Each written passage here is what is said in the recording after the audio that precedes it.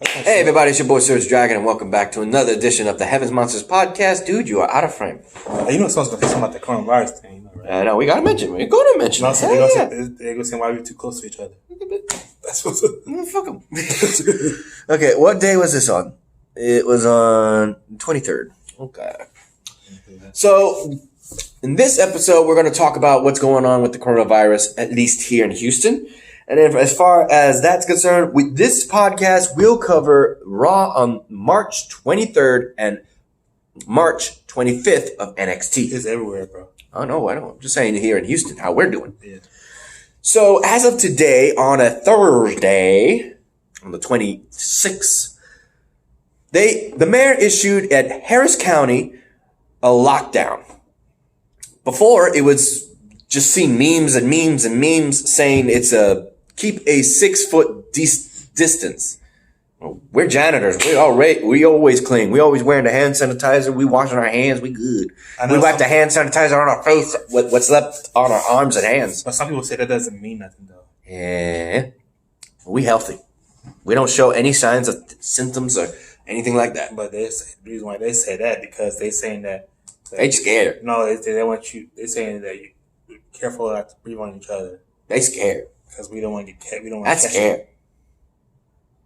I'm telling you like it is, man. They just scared. People die from that, though. Yeah, it means they had some sorry ass immune system. Mm-hmm. And what's funny is that even if you get rid of it, you can just as well capable of catching it again. That's how much of a mutation this is. So, careful. If you get tested, though. Yeah, man. In which case, we got it went from, I got here at work, and they're saying that the police officers were telling us it was Houston lockdown as of today, this morning. And they were even getting on our butts, saying that we're too close, that we got to be in a 10 feet radius from each other. I'm like, 10 feet? I thought it was 6 feet. And they said, no, they extended it to 10 feet. I'm like, what the? In the bus? On the monorail. So at first it was very few people because where I get on is like near the end. And then when they tell that, I went from one end of on the cart, big ass circle. I went, walked all the way to the other side of the cart. There was nobody over there, so I sat. And a few stops after that, they left, and sure enough, stop. Cart was full up. Fuck the 10-foot ratio. Hell, you might as well say fuck the freaking 6 foot, because they were just, there's no helping it. What the hell? The issue is you got to be prepared. You got to have the hand sanitizer. You got to be ready to wash your hands. And if you got the Lysol, bring the Lysol. Some people are carrying around a spray that said, a cleaning spray that literally says antibiotics. Like, I don't know if that helps. Well, they spraying it in the freaking buses. Well, yeah, because like they try and kill the germs, the coronavirus germs. I know. I'm not talking about the metro personnel. I'm talking passengers. Yeah, like myself. Yeah, that's why they're spraying up in the air so they can try to get rid of the odor. Yeah, if somebody did that directly at some Chinese people, that was a hate crime. He was, in the word, ignorant. In the famous words of Broken Brilliance, Matt Hardy. He was ignorant. He was stupefied. I guess he wasn't trying to spray at that person. No, he was. He was spraying directly in those Chinese people. And this was in New York. When they were caught, there was a black guy chasing, go back to your home country. He was spraying Febreze right at him. He probably would. This was earlier on. It was like 2 weeks ago. Yeah, when this was really going up. Yeah, I'm probably saying this. He probably asked him that. He probably told him that he probably wasn't trying to spray at them. No, he sprayed directly at him on camera. I'm talking about the interview about that. No, he sprayed directly at those two people. Oh. I'm not kidding. He literally had to spray this close. That's not intentional. That's intentional. When it's this close, where my finger is. Okay. He went like that. Directly at them. They were covering their faces because if they weren't wearing glasses like you, they probably would have been blinded. Yeah. He didn't give them a warning or nothing. So he got put into, he was an ignorant. Those people probably would have been there the whole time. I was saying that. Those people were living there for years. They didn't even go back home. So he's just looking at them and thinking it's their fault. Like, man. They said it was actually in bats and animals. Oh, I can imagine them if they thought for a second there that a pig ate a bat's feces that had the coronavirus and it spread into the pork. And guess what? Bacon, bologna, ham, cold cuts. Oh, hello. Chitlins. Barbecue gone wrong. Chitlins. Yeah, anything pork related. Yeah. And that's just one example of how the virus was spread because of bat manure. The bats had immune system against it, but not to when they released it. That's one thing they've been saying. Anyway, other things included is the fact that here, while we're here at work, we already clocked out. We done. But here's the thing. As far as we're concerned, we're considered essential.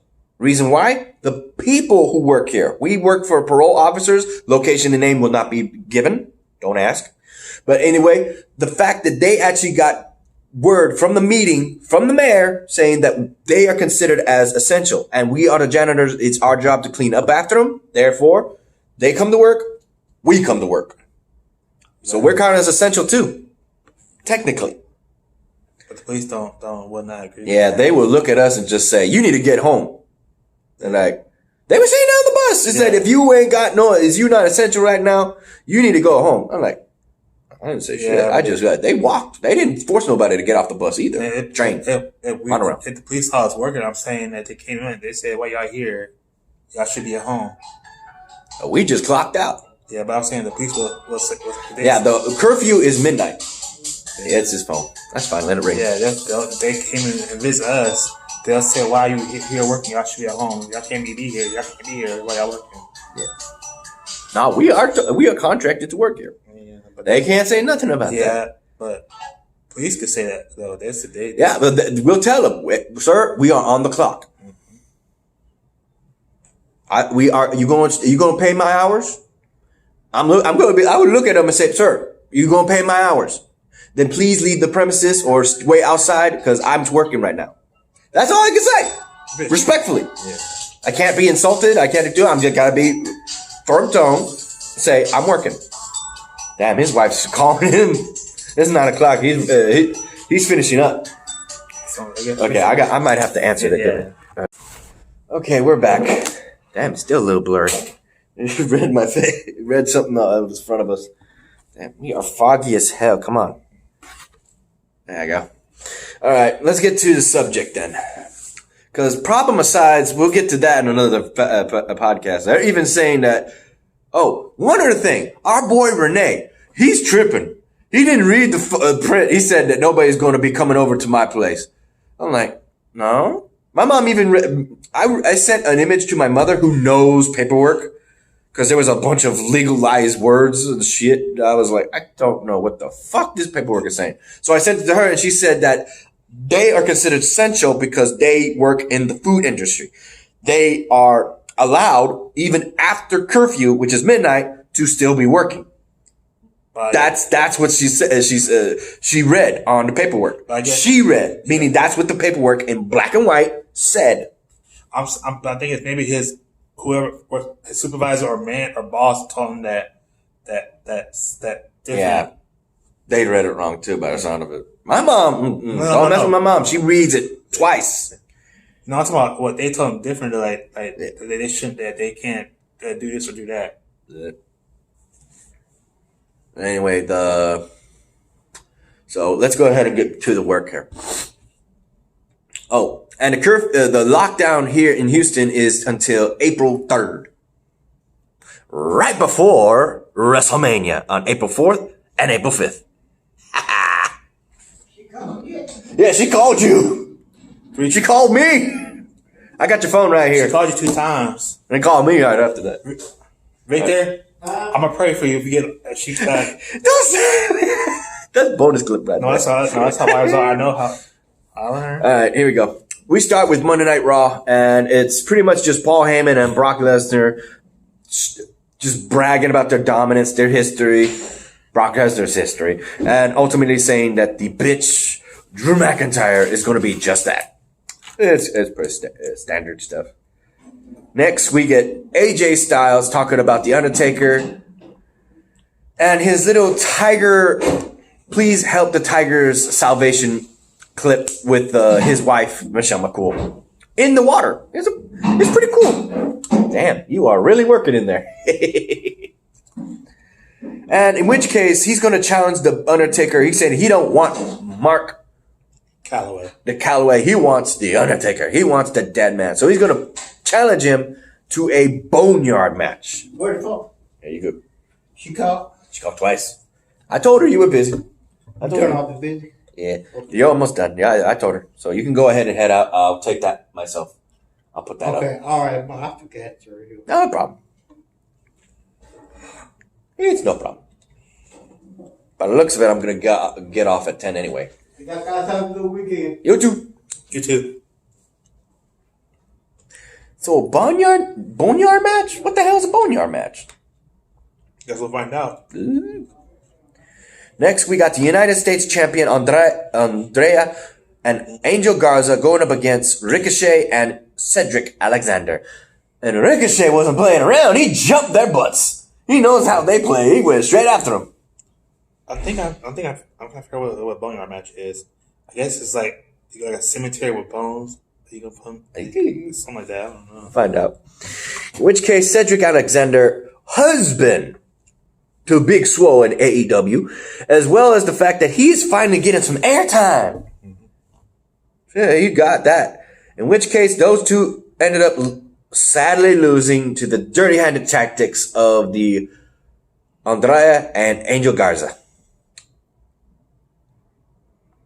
Next, we got the Raw Tag Team Champions, the Street Profits, going up against local talent Shane Thorne. Well, no, not local talent. NXT talent Shane Thorne and Brendan Vinks. Vink. There's no S. Vink. Sounds like a. In which case, Street Profit makes quick work out of him. And of course, I think they were jumped.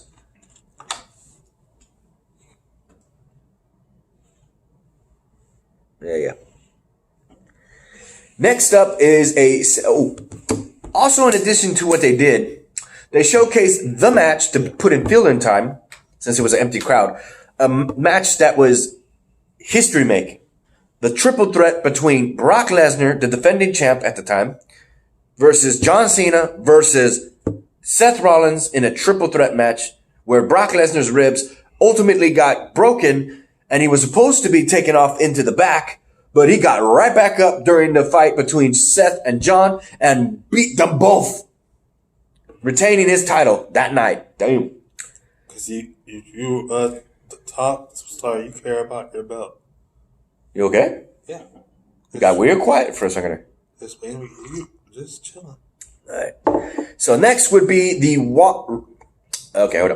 interview with Shayna Baszler. She was very intimidating. Mm-hmm. She was looking at her like she was about to be lunch. That poor interviewer. Mm-hmm. Interview. Yeah, the one interviewer. Her is what I'm saying. Interviewer. Oh, you're talking about what's that? Charlie Caruso? Yeah. Poor Charlie. Well, not so poor, because while she was saying that she's going to drop Becky Lynch, she's going to take that title, and the fact that she loves breaking things, she's going to break the dreams of Becky Lynch and break her pride, break this, and then Becky, from the darkness, hits her with a chair and beats the living hell out of her, laying Shayna Baszler in the ring in pain, paying her back for biting her in the neck weeks ago. Next up, we have Aleister Black going up against Leon Ruff. That sounds like Leo Rush. Leon Ruff, a local talent at the Performance Center of WWE.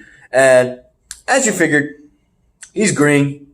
He got knocked the hell out from the Black Mask rolling click. Just knocked the hell out. Finally, nope, they still have that. We have Kevin Owens enter the ring to confront, to get the answers he wants from Seth Rollins to fight him at WrestleMania. Seth Rollins does confront Kevin Owens and says that his record at WrestleMania is golden, while Kevin Owens is tarred with loss after loss after loss, mainly because him being the heel at the time. And there were many times when Seth Rollins was the babyface, but there were times, case in point, when he cashed in his Money in the Bank during a match and turned it into a triple threat against Roman Reigns and Brock Lesnar and took the title that night. That in itself says, yes, his train record says golden. But that's not the truth at this time. He's the heel. Kevin Owens is a babyface, and we'll see where that goes at WrestleMania. Any quotes on that? Nope. Finally, we have Randy Orton accepting Edge's match at WrestleMania, quoting that he still loves him as a brother, but he's going to beat him like a brother that needs discipline, basically.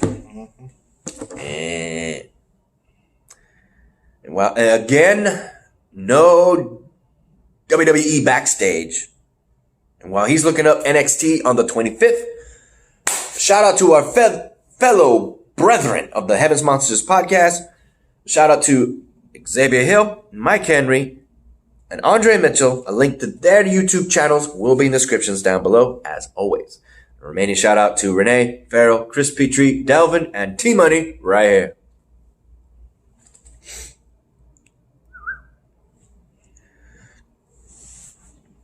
We start the night with Austin Theory versus Tyler Breeze. Austin Theory repeatedly said in the match that he's the future and that Tyler's the past. He kept dominating Tyler throughout that match, but made one fatal mistake. One fatal mistake that Tyler got the drop on him and pinned him for the 3 count and ultimately won that match. Austin Theory is just depressed. Next after that, we have Cameron Grimes going up against Tony Nese from 205 Live, showcasing himself trying to go once again for a title shot at the North American title, which he did lose to Keith Lee. Someone you look alike. No. Yeah, I'm not going to say you're related to him no more. I'm saying he's a lookalike, built and facial structure. But one time when they wear those pink shoes. That's his fashion statement, I'll tell you that much. Not yours. He's got black, Nikes. This check, right? Yeah, black and gray Nikes. Ooh. Cameron Grimes does defeat him with his signature move. Being Tony Nese, loses the match. Cameron Grimes goes in and once again has the momentum in his favor. Next up, we have a clip of when the Aaliyah gets broken nose, and the person who did that to her, Nia Lee, wait, right here. Xia Li was found in the back with holding her knee, confused as to who jumped her. She's Aaliyah, right? Aaliyah ultimately was looking like, I win the match, right? General manager Rhea Riddle said that she will not be able to compete, but you will have an opponent because this was a qualifying match for the ladder match for the number one contendership after Rhea Ripley and Charlotte Flair are done at WrestleMania. So, as a substitute on the spot is none other than the returning Queen of the Skies, Io Shirai. And boy, did she make quick work of this girl, and she goes to qualify. In other news, there will be a second chance opportunity for all those who failed in that match, including Xia Li. Who jumped her? Does she know? Well, regardless, we're going to have 6 women in a potential ladder match to determine who will be the last person. Or it might not be a ladder match. There was ladder matches in the background, so I don't know. I can't say.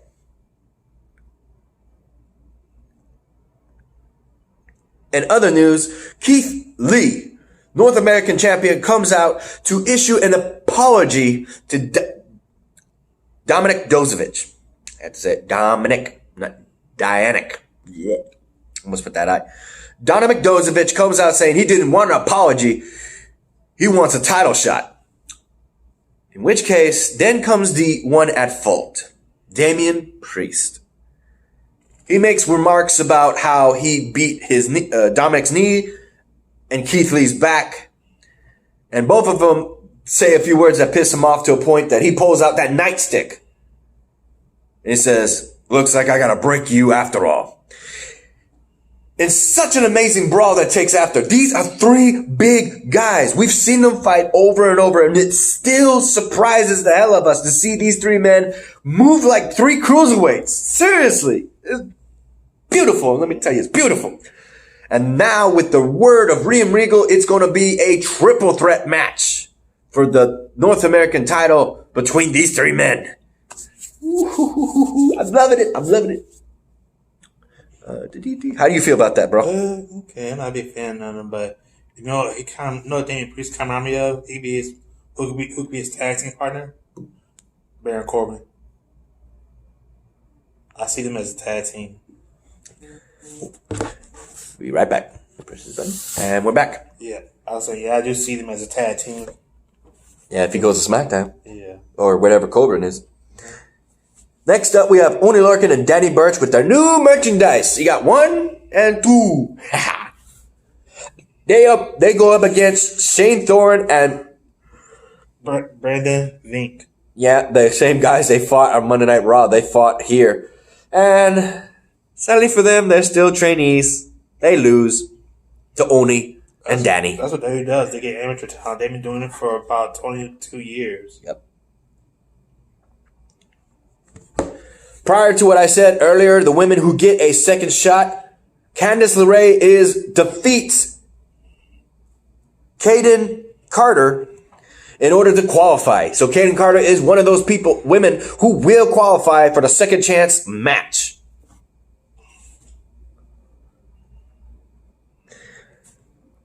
Also, we have Roderick Strong going up against Matt Riddle. I skipped that part. You don't like Matt Riddle. No, I don't. Well, Matt Riddle won that match. It was one hell of a fight, let me tell you. Roderick Strong fought tooth and nail. I don't know if you knew this. He posted on his Twitter about the match between Goldberg and Roman Reigns.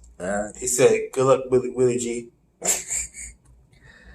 Prior to this match, the champ, NXT champion, Adam Cole, baby. That's what he does. He does this. Boom. Or he does, this is what he does. Adam Cole, baby, with the fingers up in the air. That's what he does.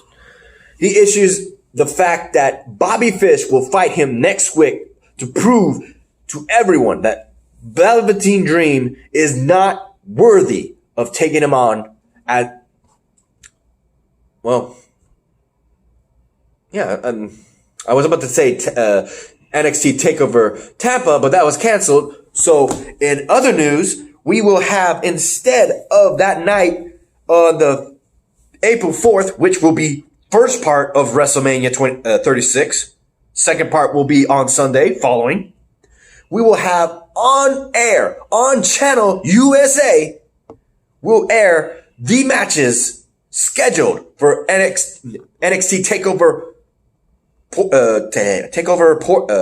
Tampa, Florida. It's going to be on NXT live. This is going to be good. But yeah, but they'll have it their show at the Performance Center, just so y'all remember. Mm-hmm. After beating Roderick Strong, Matt Riddle is jumped by two hulking men. In which case, what the hell? Malcolm Bivens takes notice of this fact that his tag team partner as champions, Pete Dunne, is across the ocean in the UK, which, for the record, unlike WWE in America, we got empty stadiums. The UK don't. That's 2 weeks now with the coronavirus going around on Thursday on the WWE app, a network app. They're actually showing crowds of people in the UK still. Because here's the thing, nothing's happened in the UK. It just happened in American countries, China, American City, and China, and Canada.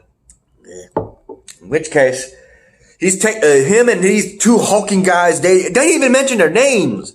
Are looking to take over the tag team division by force if necessary. Well, and they did. They did. I'm sorry, American cities. I'm sorry. Yep. Next, with the head, the creator of NXT himself, the game, the King of Kings, the cerebral assassin, Triple H. You said assassin. Cerebral assassin. Yeah, you said Sorry. It's all right. In which case, he has to be the one in between these two from beating the living hell at each other, because he said, and I quote, if you two don't settle this, you don't have to worry about representing NXT anymore, because you won't be here. Neither of you. And remember, remember what he said? He said he knows how y'all felt. He did the same thing they did. With Shawn Michaels. And Stone Cold and The Rock. Oh, he said Shawn Michaels specifically. But you were mentioning that. Yeah, he also did. He didn't want to mention the others, but everyone knows that he did. Yeah, it's because they used to be such a good tag team, and the only one he can make a good example is Shawn Michaels. Yeah. In which case, between these two, Tommaso Ciampa just wanted the fight. He didn't care when, he didn't care how, he didn't care if it was in a parking lot. Triple H said that. You don't care if it's here. No. So there's something going on, tinkering in the gears of Triple H. What that is, I don't know. Maybe he's going to go with what right now AEW is going with in a street parking lot. He's trying to think of something like that WWE hasn't done in quite some time. An unsanctioned match, maybe. They did that already, but I don't think they would do that again. It's got to be a street fight of some sort. In which case, whiny little heel of Johnny Gargano is complacent, saying, I ain't doing it on that time. So Triple H literally tries to convert with him, try to reason with him, saying, well, what time you need it? It's not going to be on his time. But what time? You give me the date. You give me how long you need, and I will make this happen. He said 2 weeks. All right. In 2 weeks, this ends, or neither of you will be here, and NXT will move on without you. That's what he said. That's what he said. Damn. Leave it to Triple H. But see, what he said about him and Shawn Michaels, they fought each other. That's what he's saying. They were never a tag team back in the Ruthless Aggression era. Now, when they were a tag team, when they weren't, when they were DX, when they weren't, when they were in, were they together in NWO? No. Because Shawn Michaels was an NWO member. He super kicked Booker T. Here's the thing about that part, they wanted to bring Triple H to NWO, but then he said no. What about the clip? They were in the clip. They were never tag team champions. He was Shawn Michaels was tag team champions with Kevin Nash. Yeah, it was on DX then. That's where they were tag team partners. Not in the group though. Well, they worked together, is what I'm saying. Yeah, in the trio. Yeah. And then the other guys. A duel. Yeah, and then everybody else came in. Yeah. Xbox. Well, actually, they Roll Dog. they weren't tag team champions. No, Triple H had the European. Shawn Michaels had the WWE Championship. Yeah, but they worked good as tag team throughout their career. Mm-hmm. Past and old. Yeah. Or new. That's what he was talking about with Shawn. Because they had rivalries. Mm-hmm. Make no mistake about that. They had rivalries. Yeah, that started in 2002. And that would be it for NXT. So, anything else you want to comment, bro? We finished this quick. I'm good. You sure? I'm good. You got nothing to mention? No news? No update? Mr. Info Man? Nothing really bad. I hope Tommaso Ciampa beat Johnny Gargano. We'll have to wait and see. He is right, though. He is entitled to what he said earlier, that everyone forgot about what he did, how he left before his neck surgeries. And I say that with an S. He had more than one. He had three, one after the other. That's how bad. Mm-hmm. So let's not forget about that. And he comes back as a hero. So that's his beef. But what he's doing, it doesn't justify the means. Say that right now. One thing I would say, there are 4 wrestlers who are in quarantine. Ooh, yeah. See, there you go. Mention it. Rey Mysterio, Dana Brooke, Brie Bella, and her husband, Daniel Bryan. So they're quarantined. Mm-hmm. Damn, did it get foggy. The hell? Oh, it's probably because I need to move the safety glasses over the camera. That's probably where I'll do that. See, it's unfogged now. Look at that.